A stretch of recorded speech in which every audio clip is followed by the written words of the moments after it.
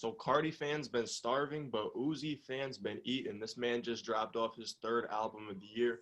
This time a collab album with the one and only Future, Pluto X Baby Pluto.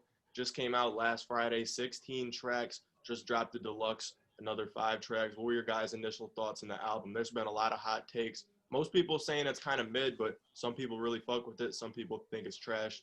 What about you? I think I personally really like the album. It sounds a lot like Uzi sounds a lot like he did on his prior project this year. And I think Future's just so good. I'm not gonna lie. Yeah, I think sonically, Uzi, I know he had made those tweets. I'm going back to the 2016 Uzi. I think there's definitely some tracks in there where you definitely get that higher pitched, energetic vibe from him. I'm very impressed on at Uzi's lyrical content on the album, honestly, because there's some tracks where he gets into like his drug abuse and different, I don't know, a bunch of in-depth lyrical content from Uzi. I'm just gonna say one thing. If your artist ain't dropped this year, I don't want to hear nothing from you. Yes, I'm talking to you Cardi fans, you Drake fans, everyone, you Kanye fans. Stop hating because Uzi been on his grind since he been free. I mean, I'm liking what he's doing here. I mean, I take it as his what people been calling it his "What a Time to Be Alive." And I'm just happy that they dropped some music, something I've been waiting for a while. Yeah.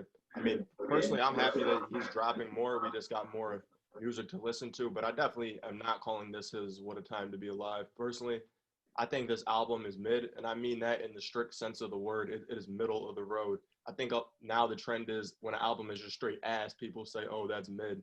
But it's not ass. There's songs I enjoy for sure, but I don't really think it was too much different of any type of a new offering from either of them. Like starting off at the beginning, I love Stripes Like Burberry.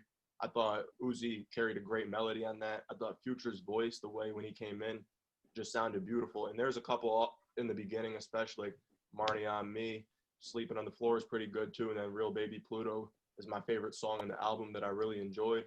But after that, I just felt like it got kind of monotonous. I don't See, know, so bro.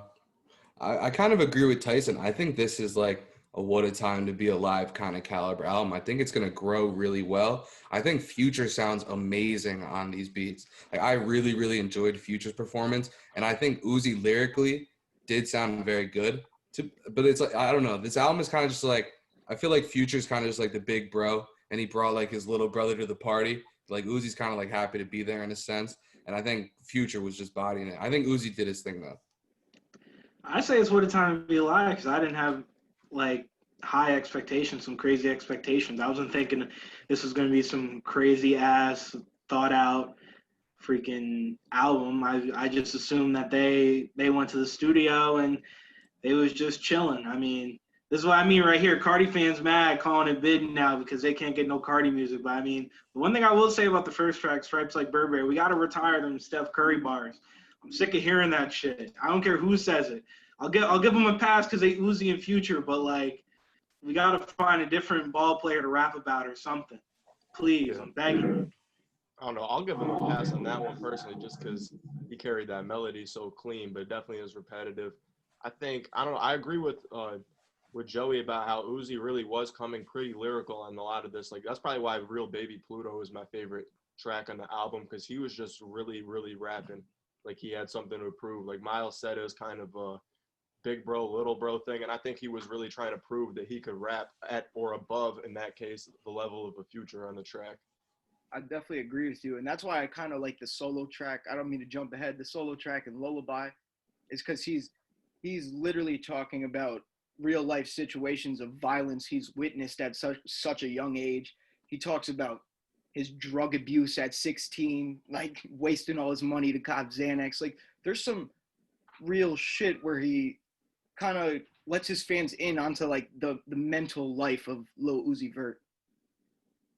Yeah, bro, I knew you were Yeah, gonna bring up that song, and it's funny because lyrically, like you said, he is touching on some deeper topics than we're used to hearing him see for that. But just sonically, I couldn't vibe with that song. Like, I kind of felt like he was going for like the like G Herbo like offbeat type thing, and I was like, the first listen, I just didn't like it, and I was like, I guess I got to be open minded, see maybe a few listens in, I'll like it more. But I don't know, just the tone of his voice and just how he's rapping off kilter and that I didn't really enjoy. I actually loved it. Like I loved the slower, like offbeat intro, and I love the inflection of his voice. It was one of the tracks I gravitated towards most. Yeah, it's definitely just a personal preference thing because really did step outside of the box for that one, but it just wasn't hitting for me. What about the rest of you guys? Because that was a really polarizing song on the album. I personally really like Lullaby. I agree it was kind of offbeat, but it was kind of just like I think that was a very good song. It's for Uzi. I'm being on that track alone too. He definitely held his ground like at a very strong part in the album, bro. Because at that point at the album, like once it honestly gets like drinking and smoking down to the bottom, I think they really really start going in. I just don't think there were just some songs where I just don't think Uzi kept up with Future. I think Future did amazing on this album personally, and there was not many songs that Uzi did better than Future. I think Future was just like a little overpowering at sometimes because he just went in on some beats so hard. How'd you? I know we had talked prior. How'd you feel about Rockstar Chains? You had predicted it's not going to be a good track. Would you? That's a bit. I'm not gonna lie to you, bro. That's like one of my favorite songs. That was a false prediction. That song is hard. I thought that song was all right. Like to me, it wasn't really much better than anything we had on like High Off Life. But I agree in general. I think Future. I wouldn't say he completely carried the album, but I think he was a little bit of a step above Uzi on most tracks. But there are some big exceptions like Real Baby Pluto or Marnie on Me. Like I think Uzi was really rapping and outperformed Future on those. I think sonically too, like it, even though we were saying like it's a Future's the big bro and Uzi's like happy to be there. I think the album sonically was more in the direction of like an Eternal Take Uzi kind of sound. So like it played to his strengths, but I still think Future was up for the challenge. I definitely agree with that analysis. I think sonically and sound wise, a lot of the music sounded like Eternal Take music, which is Future on it. And I think that's like, I think that and Future doing so good on that shows like I think he's a very versatile artist, which a lot of people already know. But like if they're newer Uzi or if they're new and like Uzi listeners, they may not know that Future is really like can go like that. And I think like a lot of the songs really kind of start with Uzi in the beginning. A lot of them also have like repetitive choruses, and near the end, Future might pop in and just go crazy. Sometimes I kind of wish like Future took over and took the beginning of some of the songs. Like when he's on Moment of Clarity, he went crazy on that one. Same with Plastic Yeah, and That's It, Mm-hmm. and like Drinking and Smoking. Like those are some of my favorite tracks, and they're more predominantly Future tracks. But I guess I might have a bias because I personally like Future more than Uzi, and I like his sound better. But it's like to an Uzi listener, I could see people liking songs like Lullaby, obviously Real Baby Pluto.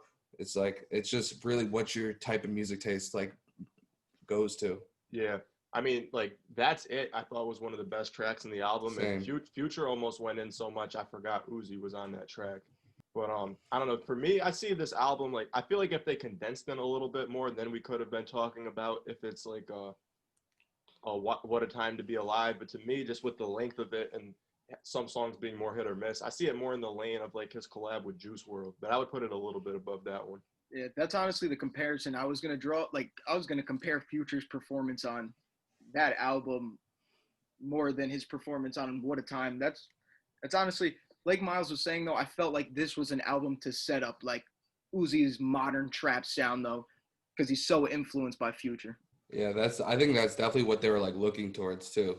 Like I don't think Uzi went in there with like a little bro mindset. I think Uzi definitely came in here and was like, yo, I'm gonna compete. And he brought his own style, which is like kind of influenced by Future. But again, it's like Uzi's such his own person and such a unique artist, which is why everyone loves Uzi to now. I think the album's really good, bro. I really, really like this album. I'm not gonna lie. There's not many songs on here that are misses. In fact, like I don't think any of these 16 songs that like everyone's seeing, none of them are bad songs, in my opinion.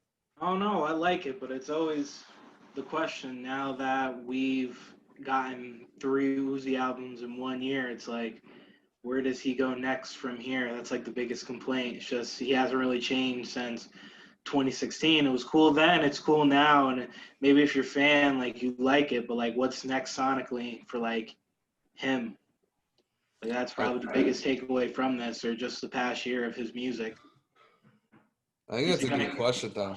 Is it gonna get old? I don't know. I feel like Uzi did kind of switch up from 2016. Yeah, I think he still does kind of sound the same, bro. But I think he's gonna end up learning stuff from working with artists like Future and stuff like that. And it's obviously more life experience will happen. Like he's gonna have more highs and have more lows throughout his life. I just hope Uzi does kind of switch it up. Like Lullaby, he did really switch it up. Like that's not like a Uzi song you hear a lot. Like it takes you back to like kind of like Paradise type of like songs back on early Uzi albums. Perfect. I definitely, bro. Even on, bro, that track in particular, I got a very, the way he was almost just, it was kind of almost like slam poetry in the beginning of the track. He kind of really wasn't spitting. He was kind of just speaking about real life shit. That's why I kind of gravitated towards that shit. But what track is a complete miss for you guys? Like complete, not even worth spinning again if there is one like that. I don't know, bro. I don't know, like for me, other than Lullaby, there's no songs that I really think are ass. It's just I don't think that one's ass either. It just wasn't for me. But there's like it's just more songs that I just don't see much of a reason to go back to, or like that didn't really stand out versus a song that I'm just like, this is hurting my ears. There was none of that. But I don't. The highs were very high. Like I love like the songs I already mentioned. I love. I also like Plastic $1,000,000 Play. Overall, I think the first half of the album was much better. I personally like the second half. There's just to me there is a couple songs that are like not at the same caliber. A lot of it to me personally just has to do with like repetitive choruses. Like Marnie on Me to me has already gotten kind of old. Bought a Bad Bitch is already just like kind of whatever. Off Daz kind of whatever. But then again, I think those songs have good verses in them. But it's like to be a real complete song, that chorus really has to be hidden for me. Yeah. And that's kind of what I expected though, because just in some Uzi and Future songs, we always get those like crazy repetitive choruses. That's what I thought Rockstar Change was gonna be, but they kind of switch it up with that one. But there are still songs that like bring that same type of like music to it, where it's just like them saying the same stuff on the top and the beginning of the songs. Yeah. I really was not messing with Future's performance on Sleeping on the Floor. I'm not gonna lie. I really I didn't like the drowned out delivery in the beginning, like the like half being able to hear what he's saying. Like I did not fuck with that shit at all. Yeah. Yeah, I agree. That sound was like a weirder one on the album, to be honest. Yeah, that kind of just reminded me like a lot of the stuff he's been coming out with, like with Thug this year, like with the song that was on High Off Life or like D4L on Drake's album.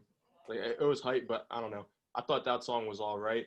The thing is, like the albums like this are hard to rank because on one hand, like the stuff we love about it will also be the stuff that takes away from it, especially with the repetitiveness. Like I was saying, I love Marty on Me, which definitely has a super repetitive hook, but at the same time, like $1,000,000 Play, they say shoot it up like 50 times or something like that. Or like Bought a Bad Bitch is equally repetitive, and I wasn't vibing with those as much. I think like the difference from with Marty on Me is just the way they went back and forth, which is something I would have liked to see more in the album. It's just like Future one line, Uzi one line, or even like saying this coming in on the same bar like with each other. I thought would have been cooler if they did more of that. I agree. Should it have had features or no? Yeah, absolutely. I think that could have made a huge difference. I don't know, bro. I kind of like the sense of two artists just completely work together by themselves. Like I think that kind of just like kind of adds the album. Like I honestly don't think I would want to add features. I just want to see what these two artists would do together. I really enjoy this album. I'm not gonna lie to you. Yeah, I definitely was kind of hoping for some kind of features. Like uh, a Young Thug appearance on this album honestly might have been dope as fuck. Yeah. Yeah, you were telling me you were like Drake feature confirmed. You're trying to tell me. Bro, that's just something I could see that would just like I don't know, just work out like that. Yeah, I agree. I think a Drake feature on this Drake could have been like That'd have just been like tough. Uzi, there's no reason why Uzi should not have a Drake feature. I'll say that. I'm saying with these songs though, I don't know how Drake could fit in any of these though. Sonically, he doesn't necessarily fit with like the mold of this album because like you guys were saying, I think it stems the production at least stems a little bit from Maternal Take as not necessarily the type of production Drake would see himself on. Yeah. Drake's also just like a hit Swiss Army knife, bro. Like if you honestly put him on like any of these songs, bro, they probably would be like the best selling song on the album, obviously. But I also think Drake just could have a good chance at bodying it. Same thing with Thug. Thug is also like one of the Swiss Army knife dudes, and he's really good with Future and Uzi. Yeah. I mean, like, I just think a feature from someone like Drake would be dope, but just even features from dudes that they usually have on the tracks, like a Gunna or Young Thug, a Travis Scott, like could have really did a lot for the album. I think it's definitely good that they're like ambitious. They just wanted to lock in the studio, just two guys and their producers and making hits. But I think if they had a more condensed track list, that would have been a lot more manageable. With like 16 songs plus 5 in the deluxe, I feel like it would really help to have some features, especially even on Bankroll. When I hear that song, I just think of Chief Keef. Chief Sosa feature right there would have been crazy. Facts. Honestly, Yeah, the production palette's not too bad. Like we were saying, it's definitely more in the Eternal Take lane. But I do like how they brought in like a lot of different names. Like they had like on Marty on Me, you have Brandon Finessen, who was big in Eternal Take. But then Future was kind of bringing in a lot of his longtime trusted producers like Zaytoven going crazy on Real Baby Pluto. I will say maybe Drake could have fit in somehow, because the same dude who did some of the production on this album and Eternal Take, the dudes that are working on Dying, they produced a few tracks for Drake. I know one for sure is like I'm Upset, one of my least favorite beats of his. But yeah, that song's funny because that song, I feel like if it had a tough beat, could have actually been like a real hit. Like I think Drake snapped on that song, but the beat wasn't doing anything for him. All right, though. Before we end it off, though, we gotta give it ratings out of 10. What's everyone giving this album out of 10? All right, I'm giving this album a 6 out of 10. That's a light 6. I'll give this joint a strong 7 out of 10. I'll give it a 7. I feel like that's appropriate. I'll give it a solid 7.5 with the ceiling of it being an 8 in maybe like a month. I don't know. The way I do ratings, like to me, a 6 is a good album. Like above 5 is above average.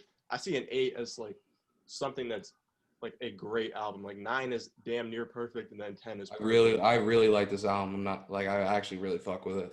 Yeah, I mean, fair enough. I'll give the bias. I always say if I say a 7, I deduct like 1 when I mean it. Like 7 to me is like a true 6. I feel like something like that. I feel like that's a safe song.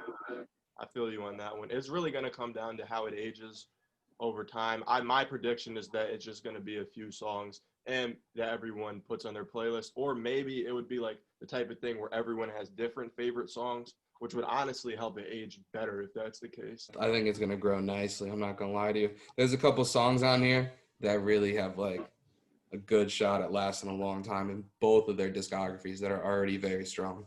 Y'all see the playlist on the side, bro. We all got the playlist coming. Support us. Follow us on Instagram, TikTok, all social medias. You already know what to do. Smash the fucking like button. And don't blow vape into your Xbox One Series X and stop making fun of Travis Scott.